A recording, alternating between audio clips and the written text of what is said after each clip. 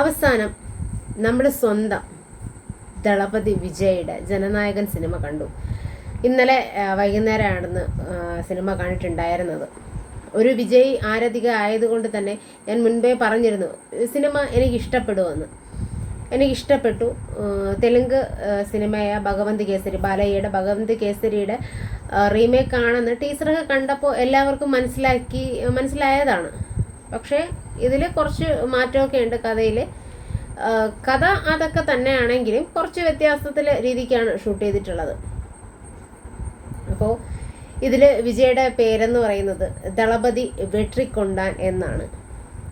അപ്പോൾ ദളപതി ഇത് കേൾക്കുമ്പോൾ തന്നെ ആ ഫസ്റ്റ് ഇത് ഇൻട്രൊഡക്ഷൻ കാണുമ്പോൾ തന്നെ ഒരു രോമാഞ്ചമൊക്കെ തോന്നും. പിന്നെ മമിത ബൈജുവിൻ്റെ വിജി എന്ന കഥാപാത്രം ആദ്യമൊക്കെ തുടക്കമൊക്കെ എനിക്ക് ഭയങ്കര ഒരു സുഖം വന്നില്ല, അഭിനയത്തിൽ ഒരു സുഖം വന്നില്ല എന്നത്. പോകെയാണ് അഭിനയം ഒന്ന് ഓക്കെ വരുന്നത്. ലാസ്റ്റ് സ്റ്റണ്ടിൻ്റെ സീനൊക്കെ നല്ല രീതിയിൽ ചെയ്തിട്ടുണ്ട്. പക്ഷേ തുടക്കത്തിൽ മാത്രമേ ഉള്ളൂ കേട്ടോ ആ ഒരു പ്രശ്നം. എനിക്ക് തോന്നുന്നു ഒരു പക്ഷേ ആദ്യമൊക്കെ ചിലപ്പോൾ അഭിനയിക്കുമ്പോൾ തമിഴ് വലിയ പിടുത്തമില്ലായിരിക്കും, അല്ലെങ്കിൽ ആ ഒരു രീതി ആയിരിക്കാം. അല്ല, മമിത നല്ല അഭിനയിക്കുന്നതാണ്, പക്ഷെ ആദ്യമൊക്കെ എവിടെയൊക്കെയോ അത് ഒരു പാകപ്പിഴ വന്നിട്ടുണ്ട്. പിന്നെ നായിക പൂജയ്ക്ക് വളരെ അഭിനയ പ്രാധാന്യമൊന്നും ഇതിൽ കൊടുത്തിട്ടില്ല. ഓക്കെയാണ്. പിന്നെ അഭിനയിച്ച പ്രകാശ് രാജ്, ഗൗതം വാസുദേവ് മേനൻ, പ്രിയാമണി എല്ലാവരും നല്ല രീതിയിൽ അഭിനയിച്ചിട്ടുണ്ട്. പിന്നെ എടുത്തു പറയേണ്ടത് ഇതിൻ്റെ വില്ലൻ കഥാപാത്രം ചെയ്തിട്ടുള്ള ബോബി ഡിയോള് നല്ല രീതിയിൽ വില്ലൻ വേഷം ചെയ്തിട്ടുണ്ട്. അത് സൂപ്പറായിരുന്നു കേട്ടോ. വില്ലനായിട്ട് അദ്ദേഹം തകർത്ത് അഭിനയിച്ചിട്ടുണ്ട്. അപ്പോൾ സിനിമ എനിക്ക് മൊത്തത്തിൽ ഇഷ്ടമായിട്ടുണ്ട്.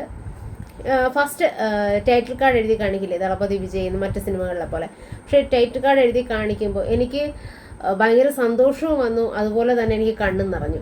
കാരണം എന്തൊക്കെ പ്രശ്നങ്ങൾ ഉണ്ടാക്കിയിരുന്നു ഈ സിനിമ ഇറങ്ങാതിരിക്കാനായിട്ട്. പക്ഷേ സിനിമ വന്നു. നമുക്ക് അതിലും മികച്ച ഒരു ടൈറ്റിൽ കാർഡോടെ CM വിജയ് എന്ന് വെച്ചാൽ മുതലമൈച്ചർ വിജയ് എന്നുള്ള തരത്തിൽ ടൈറ്റിൽ കാർഡ് വന്നിട്ടുണ്ടായിരുന്നു. അത് കണ്ടപ്പോഴത്തേക്കും ഒരു സന്തോഷം. മുതലമൈച്ചർ ദളപതി ജോസഫ് വിജയ് എന്ന് എഴുതി കാണിച്ചപ്പോൾ ഒരു സന്തോഷം.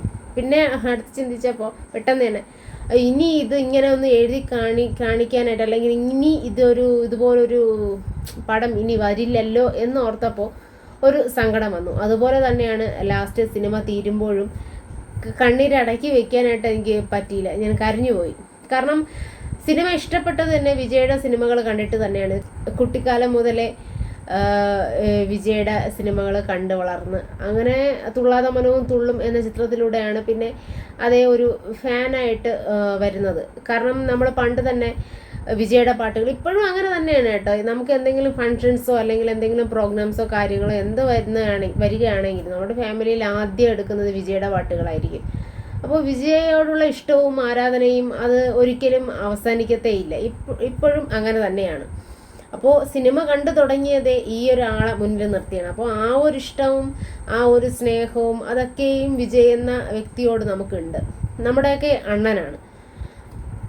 അപ്പോൾ ഇനിയും നമുക്ക് ഇതുപോലെയുള്ള സിനിമകൾ കാണില്ലല്ലോ, അല്ലെങ്കിൽ കിട്ടില്ലല്ലോ, ഇതുപോലെ തിയേറ്ററിലൊന്നും എക്സ്പീരിയൻസ് ചെയ്യാൻ പറ്റില്ലല്ലോ എന്ന് ഓർക്കുമ്പോൾ ഭയങ്കര സങ്കടമായിരുന്നു കേട്ടോ. കേരളത്തിലുള്ള മിക്കവർക്കും ഫസ്റ്റ് സിനിമ തുള്ളാതെ മനവും തുള്ളുമായിരിക്കും അവരുടെ ഫസ്റ്റ് ഒരു എന്ന് വെച്ചാൽ വിജയിലേക്കുള്ളൊരു എൻട്രി ആയിട്ട് നമ്മുടെയൊക്കെ മനസ്സിലുള്ള ആദ്യത്തെ ഒരു സിനിമ. അതിനുശേഷം ഓരോ പടങ്ങളും വിടാതെ നമ്മൾ കാണുകയുണ്ടായിരുന്നു. അതിന് ഇപ്പോൾ റീസെൻ്റായിട്ട് ഇറങ്ങുന്ന അല്ലെങ്കിൽ അതിനുശേഷം വന്നിട്ടുള്ള എല്ലാ സിനിമകളും റീസെൻ്റായിട്ടുള്ള സിനിമകളടക്കം നമ്മൾ വിജയുടെ എല്ലാ സിനിമകളും നമ്മൾ കണ്ടിട്ടുണ്ട്.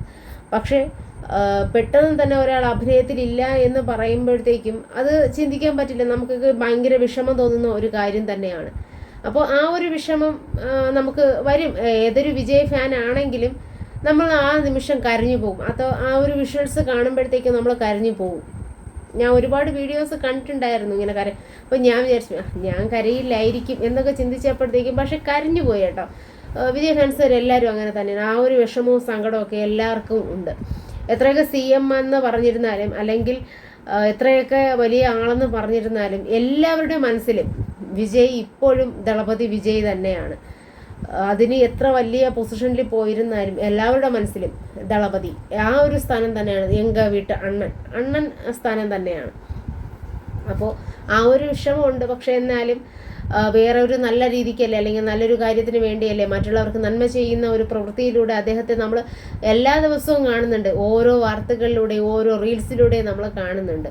അങ്ങനെ ചിന്തിക്കുമ്പോൾ അതും വലിയൊരു സന്തോഷമാണ്. കാരണം വേറെ ഏത് നടന് ഇത് സാധിക്കും എന്നോർക്കുമ്പോൾ അതും നമുക്കൊരു അഭിമാനമാണ്.